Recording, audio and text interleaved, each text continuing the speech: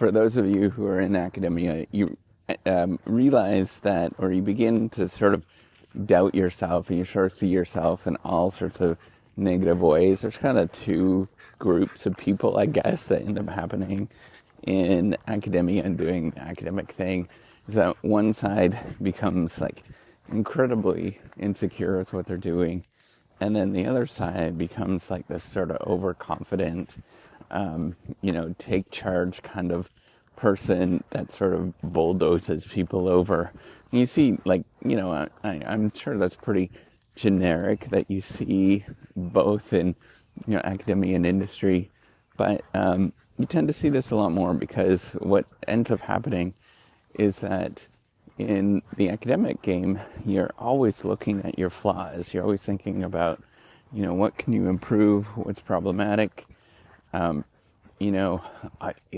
of the, things that you internalize and you think like, I'm not good at, you see this a lot, particularly within people that have just started out, and I'm not good in sort of mathematics.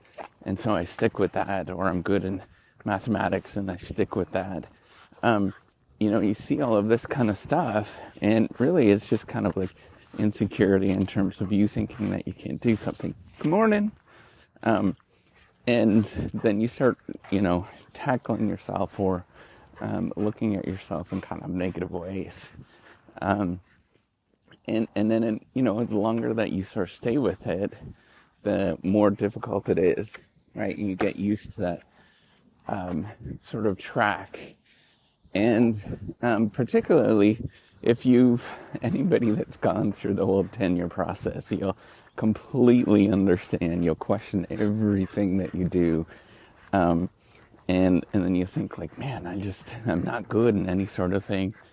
And all of those things, I just want to sort of point out is that, I don't believe, I've really come to conclude that academia really kind of makes you think in very negative, poor ways.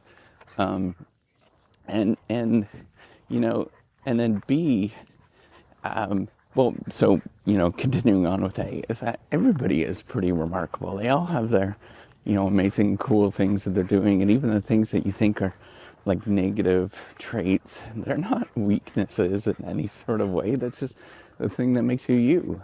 And it sort of has not fit within the genre, right? Like, there's nothing that is, it's just your uniqueness. It's not a negative thing, right? You can imagine everybody in this world, there's 7 billion people that are, probably 8 billion people now. And everybody is different. They're unique.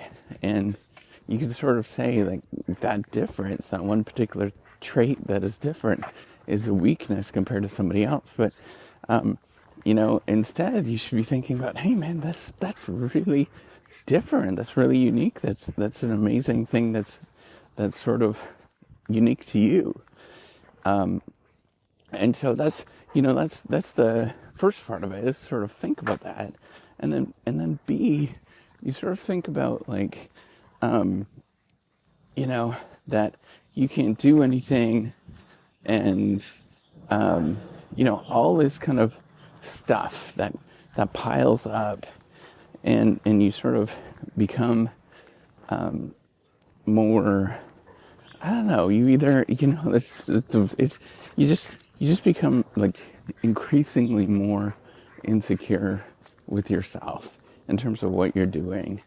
And the interesting thing is how we sort of manifest and project these things, and we deal with it in different ways, right? So myself, I kind of go inwards. That's who I am. And I become kind of more, sensitive, or, I overthink things and things like that. And then on the other side is the people that deal with the insecurities that become overly confident, and they become kind of really jerky.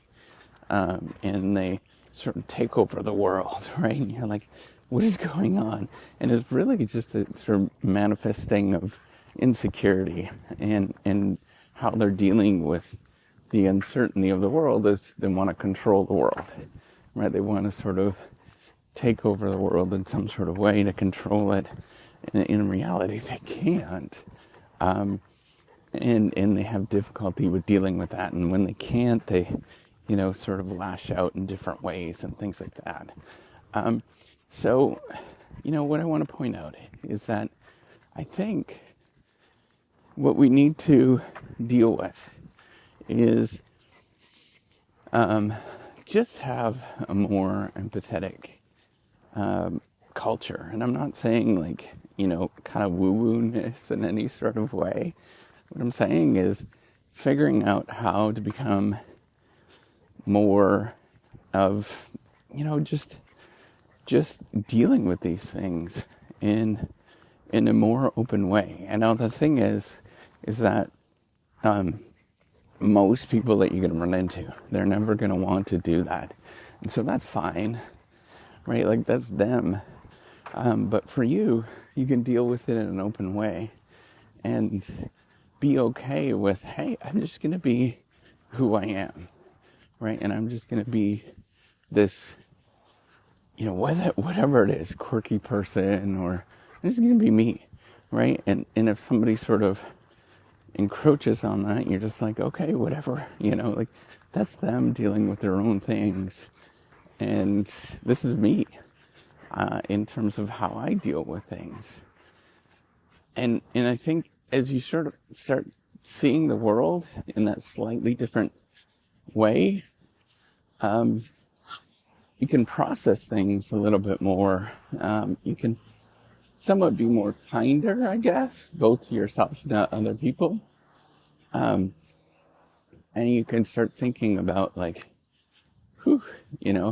how do I process this? How do I think about this in a much more healthy way than, it's so the way that I've thought about this is I used to think about things as on its face value, right? And that we all, that there's a trait that we all have, or, the traits that we see is what you see as the individual. But what you don't realize is that underneath all of that, and underneath that sort of face value thing, there's people doing a lot of thinking, right? And sort of viewing themselves in different ways in terms of, do they project in different ways? Trying to make sense of what that means, and how to deal with that. I just want to point that out. Just don't take things in face value anymore, and try to be kinder with how you deal with things. It's hard. I struggle with that every day, but no, it's not you. It's the system that's doing that. There's very few academic folks that I ever run into that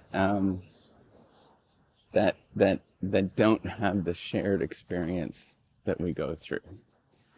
All right, take care and have a wonderful day. Bye.